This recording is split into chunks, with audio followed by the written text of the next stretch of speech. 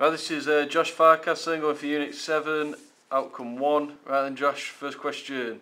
Explain the purpose and value of a warm-up.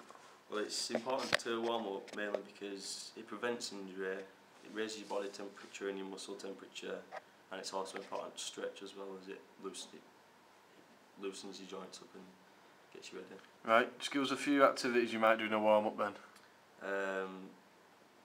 Either treadmill, maybe walking or running, rowing machine, star jumps, all that generally you can do in the gym or whatever if you're in a gym.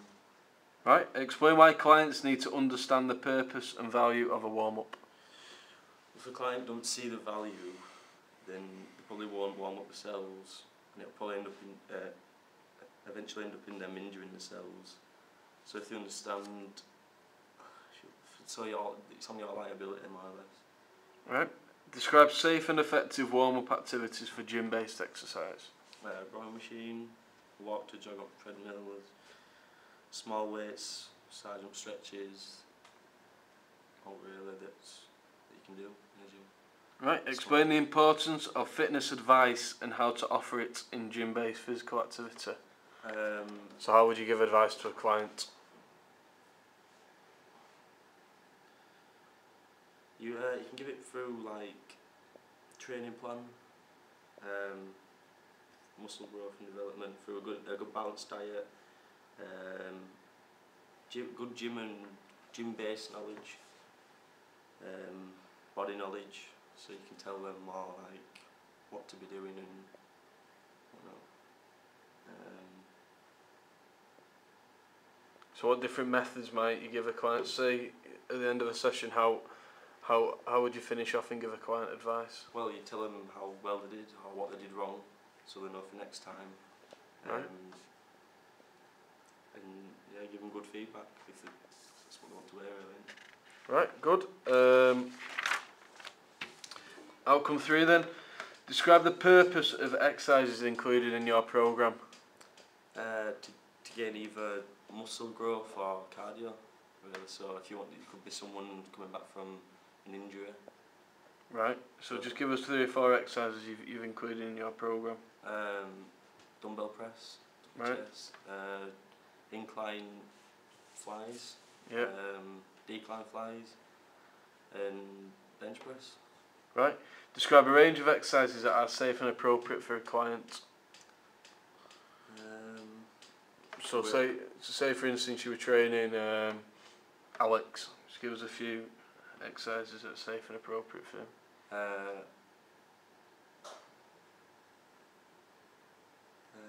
And he wanted to work on his abs, just give us a few. Sit-ups. Right. Maybe sit-ups with a weight on your chest. Right. Yeah. What else? Some ab crunches. Right. I can't remember it now. The machine one, yeah? Yeah. The sit-up one. Yeah. What about if you wanted to... Leg raises. Leg raise is good, right. Describe the types of special requirements that clients may have. Well, they could have a disability, so if they had a leg disability, you'd want to go on the arm rowing machine thing. Right, hand bite, yeah. Hand bite, sorry, yeah. If they have an arm injury, you want to work on leg extensions, etc.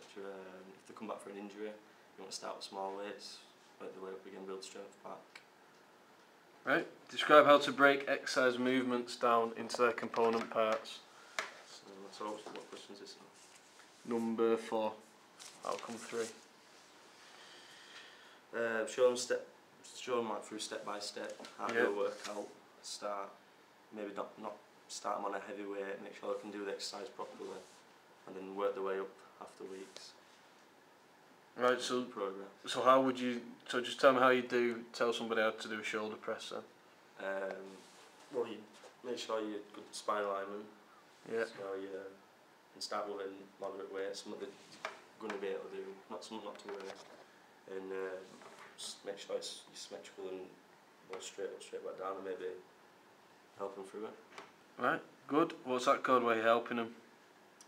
Spot. Good. Describe how to develop a client's coordination by building exercise movements up gradually. Start with low weights and work your way up, like week after week. Maybe move it up, maybe 2.5 a week, or just see how, you know, be able to tell if they can lift more or what, and just progression really. Yeah. Right, outline the information that must be given to other people who are involved in the client's gym-based program. Address, mobile number, park queue, emergency contact. Right. Things like that. Good. Outcome 5 then, know how to observe and supervise gym-based exercise. So outline the needs and potential of a client. Some maybe want to be losing weight, some want to gain muscle, illness, injury. So you've got to really work with what they want.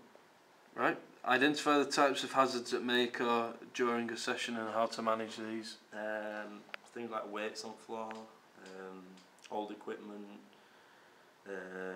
equipment out of line, full contractional muscles, machines. So. Who would you tell if there were hazards? Anyone really work there, and then they sort of work the way towards who it should go to. I don't really. Right, so like manager, supervisor. Manager, right, good. Outline reporting procedures for health and safety. So what would you do for health and safety then if there was an accident? Well, was white machine after use, don't drop weights, no bags around the floor, stuff like that. Right. What do you mean, who would it Yeah. something happened? Yeah. Who would you tell then?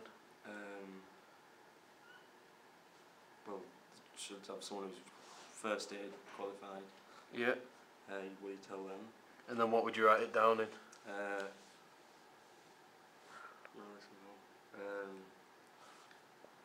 What's that book called? I wrote it down.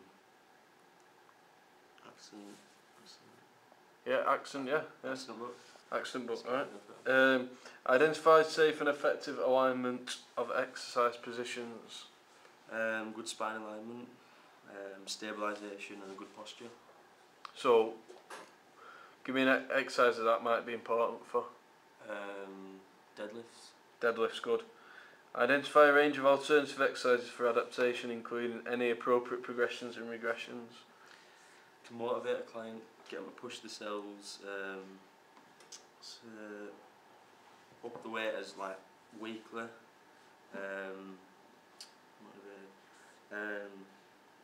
Just give them like a overall good sort of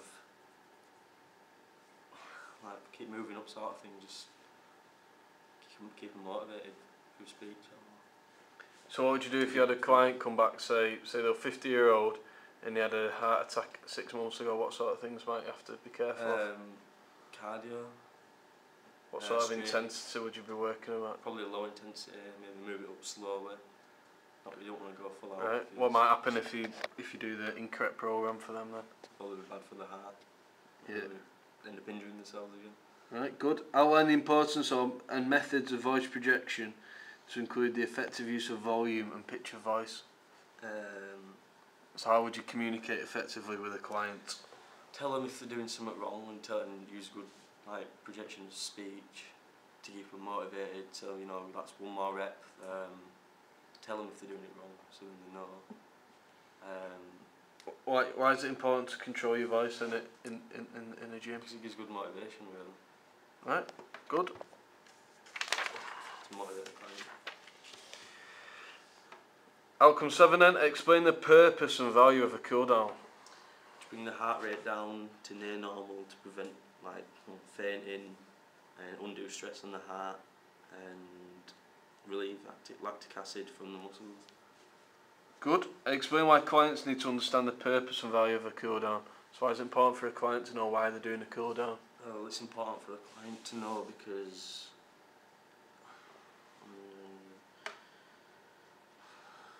what might happen if they didn't know? well, they want your sort of just knowledge on it, don't they? Like, do you think they're more likely to do it or not likely to do it if they know why they're doing it? well, they're more likely to do it because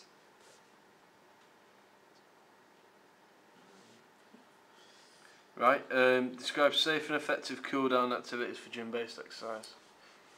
Treadmill, maybe run to Yeah. a walk pace, rowing machine, bike machine, just basically lowering the heart rate down. Would you do static stretches or dynamic?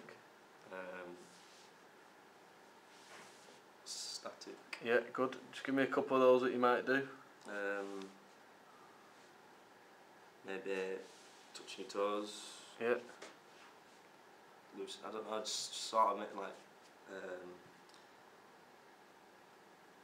don't know.